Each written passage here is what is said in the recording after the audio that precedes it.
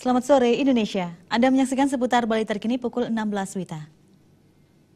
Penegak hukum didesak mengusut dugaan korupsi dana kompensasi pembangunan tower saluran udara tegangan tinggi di Desa Tinga-Tinga, Kecamatan Grogak, Kabupaten Buleleng.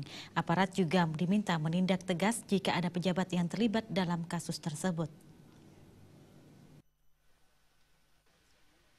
Desakan untuk mengusut tuntas dugaan korupsi dana kompensasi pembangunan tower saluran udara tegangan tinggi (SUTET) di Desa Tinga-Tinga disampaikan anggota Komisi 1 DPRD Bali asal daerah pemilihan Kabupaten Buleleng, Nyoman Tirtawan. Menurut Tirtawan, sangat memalukan bila benar ada pejabat yang menikmati dana kompensasi tersebut. Padahal uang tersebut seharusnya menjadi hak warga yang terkena dampak langsung pembangunan SUTET.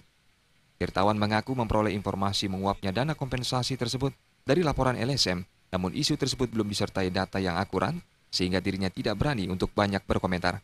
Apapun, siapapun, kalau sudah korupsi, ada indikasi, saya mendorong pihak yang terkait untuk mengungkap ini secara terang benderang, sehingga masyarakat tidak lagi disajikan dengan kasus-kasus korupsi yang notabene bisa membuat demotivasi masyarakat ataupun tidak percaya kepada penyelenggara pemerintahan. Tetapi bila aroma kurang sedap tercium, hendaknya pihak-pihak tertentu berani terbuka dengan menunjukkan data yang akurat, sehingga dugaan semacam ini bisa diproses secara hukum. Nyoman Tirtawan menambahkan, bila hal ini benar, pihaknya mendorong kepolisian dan kejaksaan agar segera menindaklanjuti agar bisa diproses secara hukum. Halid Sidi dan Angga Ratana, Bali TV.